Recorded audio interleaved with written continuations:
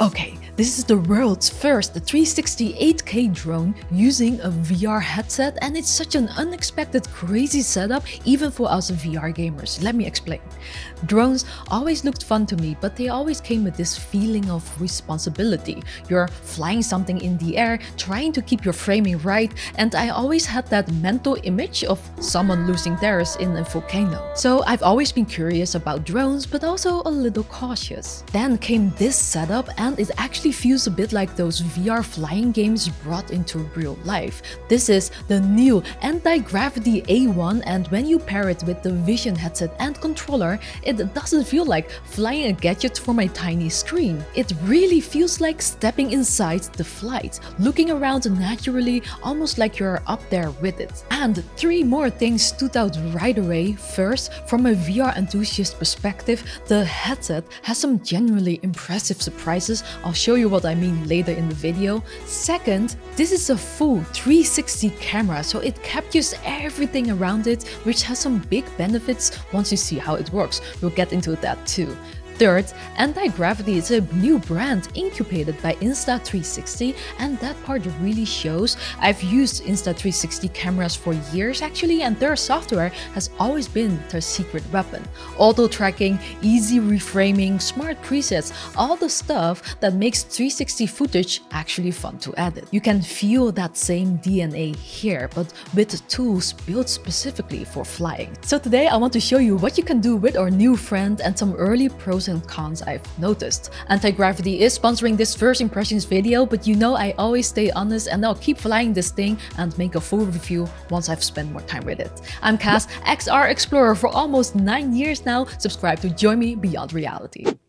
Before we get into the fun stuff, the flying, here's a super quick unboxing because these bundles come with a lot. Full list is on screen right now, but here's a quick breakdown. In Standard, you get everything you need to fly. Explorer, more batteries, charging hub, sling bag. And in Infinity, all of that plus high capacity batteries and a quick reader. Everything else inside are spare props, padding, lens frames, just nice to have extras. I got the Infinity bundle, and in person, this whole setup looks great. The drone, controller and headset all match nicely, and the drone weighing under 249 grams is great because in many countries it means no complicated registration. The only funny part is that the headset makes me look a little like Ant-Man, but the moment you're in the air, the whole experience feels way more like Iron Man. Speaking of, let's fly!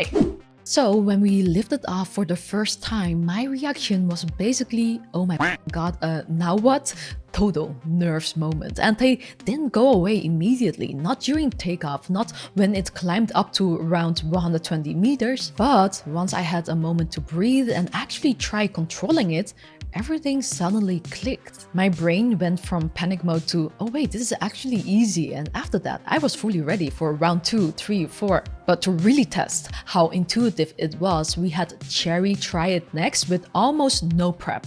So she put on the headset, started looking around naturally, pointed to where she wanted to go, then pressed the trigger, and she was just flying. No hesitation. The only thing that threw her off was a big red warning around the edges of her screen. Completely my fault because I was standing way too close trying to film the thing. But once she was in the air, she picked it up instantly, and that's when we both noticed something interesting. The A1 lets you look around freely without affecting the flight path. With normal first-person view drones, wherever you look is usually where the drone goes. Here, your view and your movement are completely separate, which means you can actually enjoy the scenery, look around, explore the moment, while the drone just keeps flying where you told it to. And to keep you oriented, there's a little picture-in-picture window at the top of the headset that always shows the drone's forward view. So even while you're exploring the world around you, you always know where the drone is actually heading. If you are an experienced pilot, I'm not,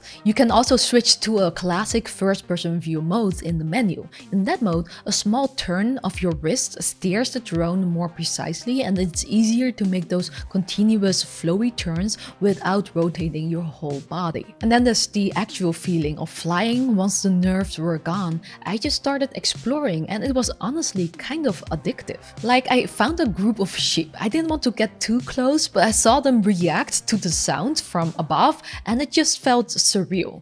And on another flight, I spotted this tall tower and thought, wait, I've never seen the top of one of these. So I flew up there to check it out, and I felt this tiny burst of adrenaline, the kind you only get when you realize this is not virtual, it's actually happening in real life. That's what this setup gives you: access to places you'd never safely reach, across rivers, over cliffs, above rooftops.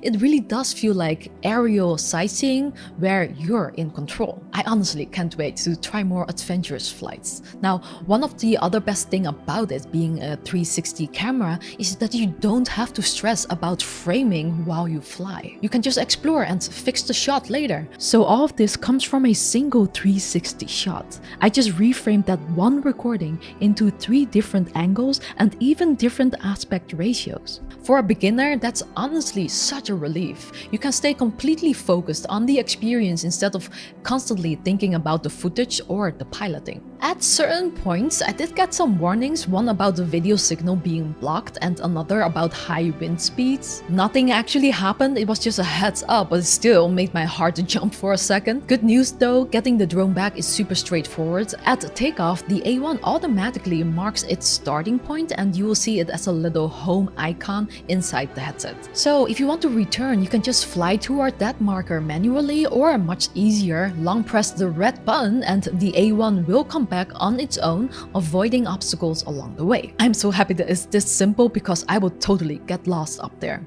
But once we got comfortable actually flying this thing, we started diving into the features, and there's a lot packed into this tiny drone. There's Sky Genie, which basically gives you advanced shots like spiral ascent or fly away. All you have to do is target an object or a person and press start, and it will do it automatically. So yeah, if you want those dramatic pro-looking movements without having to actually learn them, this is your cheat button. Skypath lets you pre-build a full flight route so the drone flies it automatically. It's perfect if you want or someone else to enjoy the immersive flight while the drone handles the flying for you. Alongside that, there's Deep Track. You open the menu, pick a deep track, select your subject, and the drone automatically follows them. And because it's all 360 capture, you can even recenter the subject perfectly in post if they drift off frame. There's also some fun stuff like virtual cockpit, where you can pick different animated overlays like a dragon and it will look like you're flying on that dragon. More themes are being added after launch, so yeah, this is kind of totally unnecessary, but I love it. The gamer in me approves this. One thing I love as well is how they were able to make the drone disappear during flight and in the recording. Because the lenses sit precisely on the top and bottom and the stitching is powered by Insta360's algorithm, the drone literally removes itself from the shot. So the footage feels like you're just floating through the air instead of being attached to a machine. This is pretty incredible. So while we're on the subject, let's talk about the capture quality. To start recording, you just hit the record button on the controller for video or the photo button for stills. Super simple. The drone itself has 20 gigs of internal storage, which holds your 360 captures, and the Vision headset has 30 gigs for recording what you see inside the headset. Both the drone and headset support memory cards if you need more space, which you probably will once you start shooting a lot. Everything I captured looked pretty close to how it felt in the air. In bright sunny weather especially, the image is crisp and colorful. You can film in 8K, 5.2K or 4K, and the available frame rates change depending on the mode. There's a good amount of video and photo settings to tweak too, so you can dial it in depending on what you're shooting. And by the way, most of the footage you've seen in this video is of course straight from the A1. And if you want to see more pre-rendered clips using their editing tools, we post a lot of them on Instagram too, so you know, I could use some follows there as well. Another feature I like is inside the Antigravity app. There's an auto edit feature that uses AI to detect the key moments, add reframing and camera motion, and even sync music. In fact, the video you're watching right now has been auto edited. If you want something quick and shareable without doing a full timeline edit, this is surprisingly helpful. Another feature is that you can watch your full 360 360 flights right inside the Vision headset afterwards, it honestly feels like jumping back into the air and noticing details you missed during the flight. And fun bonus, you can use the headset as a giant screen for regular movies or shows too. You can just drop the files onto an SD card and pop it onto the headset. Overall, the footage looks great, especially in good weather, and there's a lot of flexibility in how you capture and replay everything. But honestly, the thing that impressed me most wasn't even the drone, it was the VR part. Yes, a VR nerd incoming. The first thing that really got to me was the range. The A1 can transmit video up to 10 kilometers in open outdoor conditions with no interference, and I still get a real-time, low-latency feed in the headset. Now, I haven't flown it anywhere near that far yet, but still, if we ever get this kind of stability for PC VR streaming, I'm done with cables forever. They call it their 360 Omni-Link transmission, and honestly, it feels way more solid than something this tiny should. Head movement stays smooth and the image stays stable, and it just all feels really dialed in. The visual quality inside the headset is also genuinely nice. It uses pancake lenses and micro OLED screens at 2560x2560 per eye with HDR10 plus support, so things look sharp and vivid. You can switch between 3 viewing modes. Immersion view gives you this rectangular screen with the best field of view in my opinion.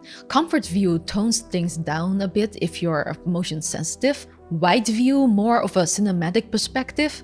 Antigravity says the display is like having a 200-inch screen, but that's honestly marketing fluff. You get a nice wide angle depending on the mode, but the edges are cropped like a flat screen. My guess is they did that so you always know exactly what the camera is capturing, which does work for this use case. For context, the headset has a 90-degree field of view with manual diopter and IPD adjustments. One more thing that's cool is that the headset actually has 2 screens on the outside.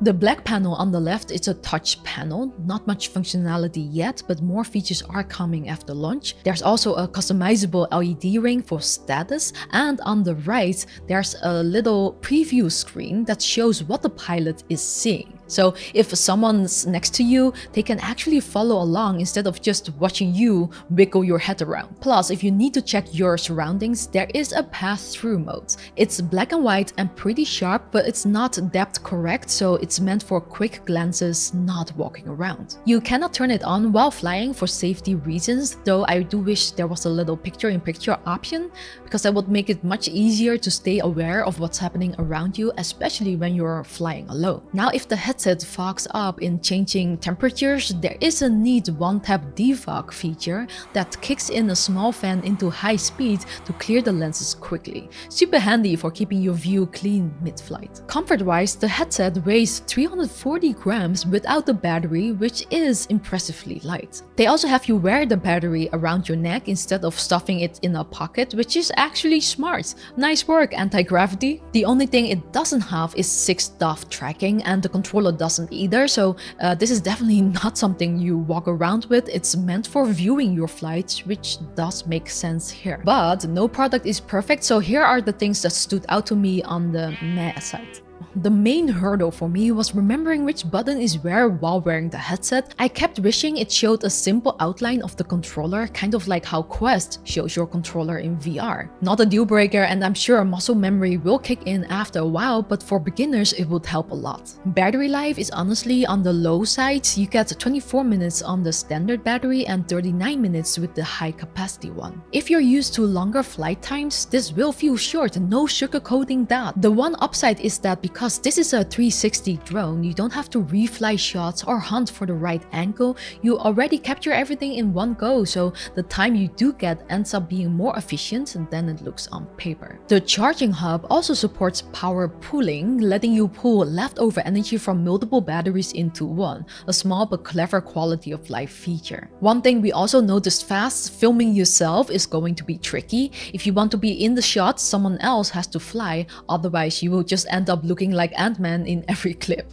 But Antigravity did let me know they're working on a regular controller now, so I'm super curious about that. The materials feel a bit plasticky, though still solid with some carbon fiber in the mix. I would not throw it on the ground or anything, but that is the trade-off for keeping it under 250 grams. However, and I honestly didn't even know this was a thing, Antigravity actually offers a full care program. It's basically a peace of mind for people like me who are new to flying.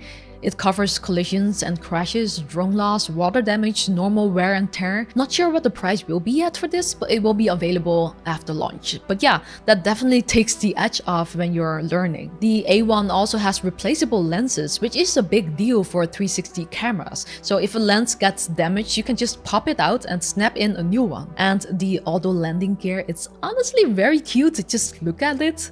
It's there for a reason. It drops down when you power it on, retracts after takeoff, and comes back for landing to protect the bottom lenses.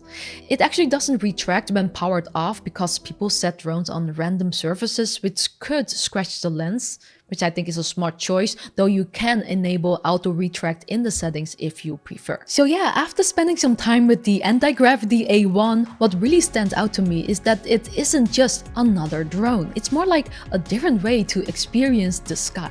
I love that you're not just staring at a tiny screen trying to line up the perfect angle. You're inside the flight, looking around naturally and exploring places you normally could not reach safely. It has its quirks. The battery life is on the low side, the controller buttons take some time getting used to, and the plasticky feel won't be for everyone, but the 360 capture, the invisible drone footage, the intuitive flying, and the easy to use editing software, plus the whole VR experience make it feel surprisingly accessible, even for someone like me who always hesitated to fly one. Antigravity genuinely did an amazing job here. And of course, we need to talk about pricing for a second. The standard bundle goes for $1,599 US, Explorer is $1899, and Infinity is $1999. It's definitely in the premium range. This isn't a first drone for fun kind of price, but I do think it makes sense for certain people. If you want an easy way to get cinematic looking shots without learning complicated controls, or you're someone who values that actually being there feeling, this setup hits a very specific sweet spot that no other drone really does right now. But these are just my first impressions. I'll keep flying it and make a full review once I've spent more time with it. If you don't want to miss that, hit subscribe, and for more footage and behind the scenes moments, check out our Instagram. There's also a link below if you want to check out the device yourself. And I'm curious, would you try a VR drone like this, or is it still too wild? Tell me in the comments.